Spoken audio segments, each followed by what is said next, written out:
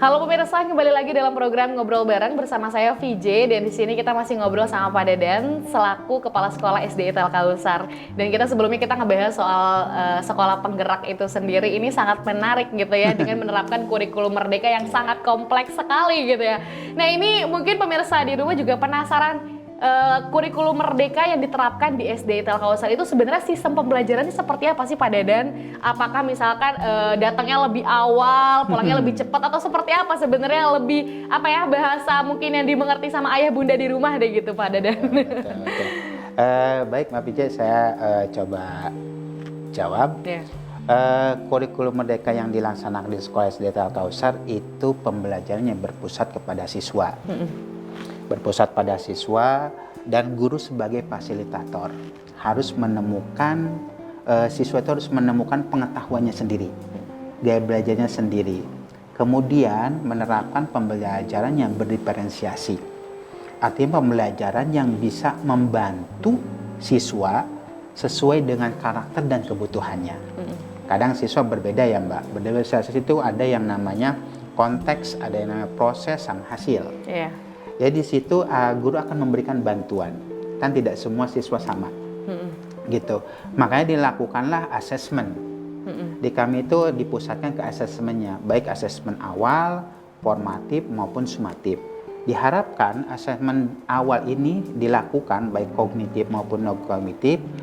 Guru mempunyai data, baik kesiapan siswanya, belajarnya, baik dari minat belajarnya, baik gaya belajarnya maupun profil siswanya. Sehingga data sudah didapat, barulah guru merencanakan pembelajarannya seperti apa. Nah, setelah merencanakan barulah melaksanakannya. Sehingga di akhir ada namanya evaluasi, assessment, sehingga terjadilah umpan balik. Siklusnya sih seperti itu, Mbak. Perencanaan, pelaksanaan, evaluasi, umpan balik.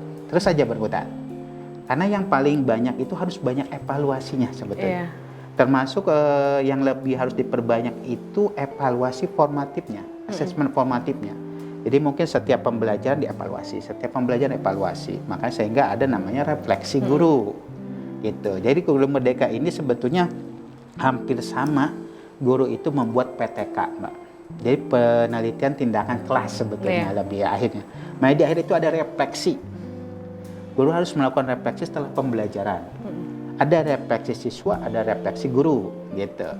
Nah, dari refleksi ini, guru akan menentukan langkah berikutnya seperti apa. Oh, dengan kemampuan begini, oh dengan cara begini, oh gaya belajarnya begini. Nah, itulah guru harus merancang dan merumuskan pembelajaran seperti apa yang cocok dengan kebutuhan dan karakteristik siswa yang di sekolah. Gitu. Nah, ini kan mungkin setiap anak kan di setiap kelas kan punya gaya pembelajaran yang beda-beda. Makanya di kurikulum merdeka ini menyesuaikan dari setiap anak. Nah, itu gimana penyesuaiannya? Apakah misalkan oh ini karakter yang lebih dominan seperti ini dimasukin ke kelas ini, atau seperti apa? Atau misalkan gurunya sendiri yang lebih ke apa ya, Pak? Apa ya bahasanya ini guru ke anak atau gimana ya sebenarnya, Pak? Baik, sebetulnya kurikulum yang sekarang itu mengikuti anak. Bukan anak atau sekolah yang mengikuti kurikulum sebetulnya. Makanya kurikulum yang sekarang itu berpihak pada siswa. Yeah. Gitu. Jadi guru itu mengajar harus melihat kebutuhan dan karakteristiknya.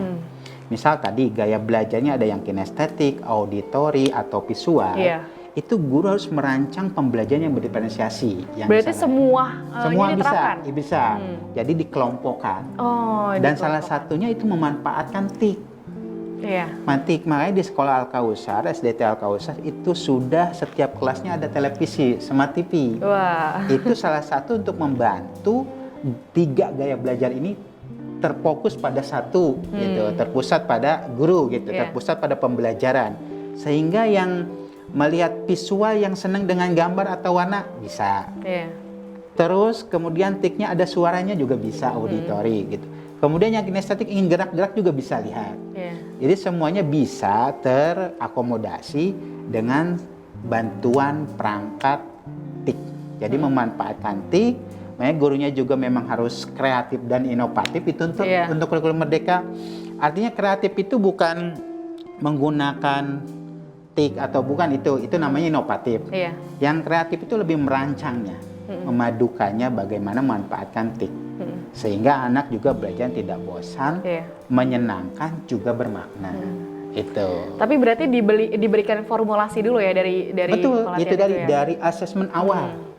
Asesmen awal itu kognitif, pengetahuannya, dan non kognitif. Non kognitif ini nanti bisa ketahuan gaya belajarnya, minatnya, kesukaannya, atau pelajaran yang tidak disukai. Artinya guru sudah punya data dari asesmen awal ini. Nah, asesmen awal ini bisa jadi langkah untuk berikutnya, gitu, untuk merancang pembelajaran berikutnya. Pada intinya itu sih Mbak, asesmen yang harus diperbanyak di kurikulum Merdeka itu.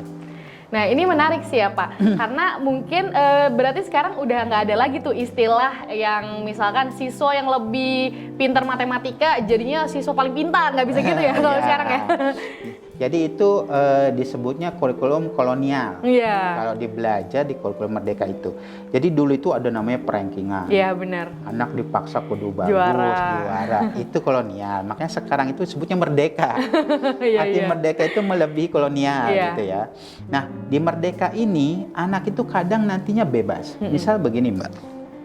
Oke, besok pembelajaran IPS silahkan bawa jenis makanan. Makanannya tidak ditentukan. Anak-anak boleh bawa makanan apa saja, gitu ya. Nah, boleh bawa makanan apa saja, berarti kan nanti, itu nama konten ya, Mbak. Terus diproses kan berbeda. Ada yang mungkin digoreng, di apa gitu ya. Itu namanya proses. Kemudian nanti hasilnya, Mbak. Hasilnya berarti produk. Itu siswa nanti menyampaikannya boleh. Komunikasinya itu dengan cara menyanyi, dengan cara bergerak, dengan cara mungkin cerita atau presentasi. Itu merdeka itu seperti itu, gayanya silakan dipersilakan. Sesuaikan dengan passionate. Betul, passionate-nya siswa. Itu yang disebut merdeka. Merdekanya itu yang pertama anak itu diberikan kebebasan. Artinya bebas di sini boleh berpendapat, menyampaikan ide. Makanya gurunya diharapkan mengajarnya secara komunikatif, tanya jawab. Itu disebut merdeka. Jadi anak punya kesempatan memberikan ide gagasannya. Yang kedua, guru sebagai fasilitator, anak menemukan pengetahuan dan keterampilan sendiri. Jadi fasilitator aja, jangan yang gini. Nah, kita fasilitator. Yang ketiga, siswa boleh bebas menentukan gaya belajarnya sendiri. Artinya sesuai dengan gayanya tadi, mau cerita, mau bernyanyi, gitu, mau presentasi, itu dibebaskan. Itu 3 poin merdeka belajar sebenarnya. Artinya merdeka di sini bukan nggak ngapa-ngapain, gitu ya. Jadi merdeka di sini itu merdeka dekolonialisme gitu, belajar merdeka dari pembelajaran kolonial gitu. Jadi bebas berekspresi ya. Betul. Cuman diarahkan biasanya anak-anak agak mablas karakternya. Karena kebebasan itu. Kebetulan itu merdekanya itu arti kebebasan seperti itu. Ujungnya nanti ada yang nyeletuk lah gitu ya. Plesetan lah gitu. Ya itu yang harus diarahkan karakternya. Makanya mungkin nilai-nilai moralnya itu harus benar-benar tetap terbungkus dari. Jadi harapan di kurikulum merdeka ini Mbak, keterampilan abad 21 itu tercapai. Dan pengembangan karakter profil pelajar Pancasila juga tercapai. Jadi 2 fokusnya. Keterampilan abad 21 dan profil pelajar Pancasila atau pendidikan karakter. Buat apa pintar kalau tidak ada karakter? Kebalikannya juga, jadi harus seimbang gitu. Wow, ini luar biasa menarik ya untuk anak-anak yang sekarang gitu ya. Jadi rasanya sekolah itu jadi ruang yang justru mereka bisa eksplorisasi di sana gitu ya. Betul. Makanya kalau mengacu ke pendidikan Eropa, SD Indonesia ini lagi diarahkan ke pendidikan Eropa. Jadi mengeksplor lingkungan. Jadi belajar tidak hanya di kelas, keluar, ada lingkungan yang bisa dimanfaatkan untuk belajar, kali, sawah, pasar, itulah ekspor lingkungan.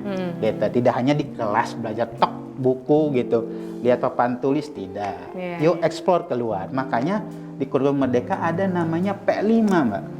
Apa tuh Pak? Penguatan proyek pelajar Pancasila, profil pelajar Pancasila. Jadi di situ tuh pelajaran yang bisa memang hasilnya nantinya produk, tapi prosesnya lebih ke penekanan kompetensi siswa dan karakter siswa.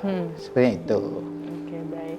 Nah, ini terkait mata pelajaran gitu ya, yang mungkin kalau kita bisa lihat aja dari kurikulum 13 sama KTSP aja udah beda tuh bagaimana sistem penerapan mata pelajarannya sendiri. Nah, untuk kurikulum Merdeka sendiri nih Pak, mata pelajarannya itu sebenarnya lebih banyak gitu ya pilihannya atau justru kayak misalkan IPA bagian biologi segala macam digabungin atau seperti apa nih Pak? Ya, baik Mbak, di kurikulum Merdeka itu kalau di K13 ya, kurikulum 13 itu kan tematik. Iya.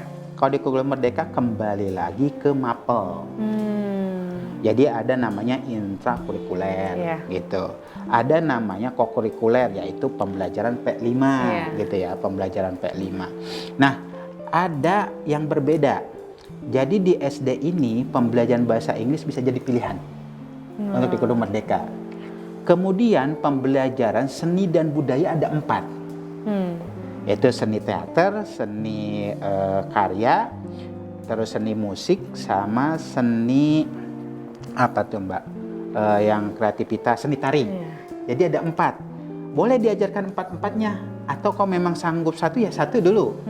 Itu seni rupa misalnya gitu ya. Oh, seni rupanya udah bisa nambah lagi seni teater, boleh. Jadi itu Mbak, seni dan budaya itu dibagi menjadi 4 elemen. Jadi ada seni rupa, ada seni teater, ada seni tari, dan ada seni musik. Gitu. Sekolah boleh tidak melakukan 4-4-nya, mampunya 2 dulu silahkan. Tapi itu tadi tahun depan dipersiapkan saja karena sudah nasional gitu. Itu untuk perbedaan di seni dan budaya. Kemudian guru untuk mata pelajaran bahasa Inggris di SD itu menjadi pilihan. Jadi pilihan, makanya guru-guru yang bahasa Inggris ngapain ke SD gitu, nggak linear gitu kan yang dikejar. Mohon maaf, tahun kemarin Dr. Nunuk yang sebagai Jenderal Pendidikan itu mengatakan akan diperjuangkan. Sampai kemarin ada namanya mengikuti tes PPG, guru kami yang berlatar belakang lulusan bahasa Inggris 3 orang mengikuti tes. Kan kalau nggak linear nggak mungkin ikut gitu. Nah itu akan diperjuangkan karena bahasa Inggris menjadi acuan di SD itu sudah mulai wajib diajarkan gitu. Nah itu Mbak, jadi untuk kurikulum Merdeka struktur kurikulumnya ada intrakurikuler yaitu kembali lagi ke mata pelajaran, ada kokurikuler pembelajaran P5 yang bertema-tema gitu. Ada 5 tema di SD dan ada ekstrakurikuler dibagi menjadi 3 muatan gitu, 3 elemen gitu ya. Itulah untuk strukturnya di kurikulum Merdeka. Kalau K13 kan tematik, gitu. Itu perbedaannya kembali lagi. Gitu. Ke KTSP ya berarti ya? Iya. Agak mirip berarti ya? Betul, gitu. Tapi kembali lagi, jangan terpaku hal begitu. Kembali lagi ke gurunya. Iya, karena yang nanti inovasinya. yang mengolah. Jadi itu tuntutan sekarang itu guru harus kreatif dan inovatif. Lebih aktif lagi berarti betul, ngajar ya. harus belajar ya. Aduh, ini gak cuma siswa yang belajar ya sekolah penggerak, tapi inilah yang disebut namanya pembelajaran sepanjang hayat. Iya, benar. Gitu. Jadi kita tidak hanya, jadi belajar tuh bisa dengan siapapun dan dimanapun. Bahkan guru tuh sampai sekarang masih belajar dengan siswa. Belajar karakternya, kemampuannya, wah sebab bisa ya guru itu gitu ya. Nah memahami itu karakter anak ya. Betul, masih belajar gitu.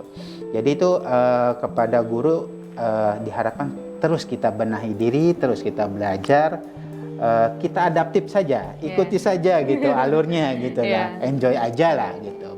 Demi hasil yang maksimal pastinya. Betul. Baik pemirsa, nah kita masih akan ngobrol lagi ya seputar SD ITL Kalsar dan penerapan sebenarnya di kurikulum Merdeka ini di SD ITL Kalsar seperti apa, dan kayak kita belum bahas gitu ya soal keunggulan lebih lanjutnya nih sekolah penggerak itu seperti apa. Kita akan bahas nanti pemirsa setelah jeda yang satu ini. Jangan kemana-mana, tetap di Ngobrol Bareng.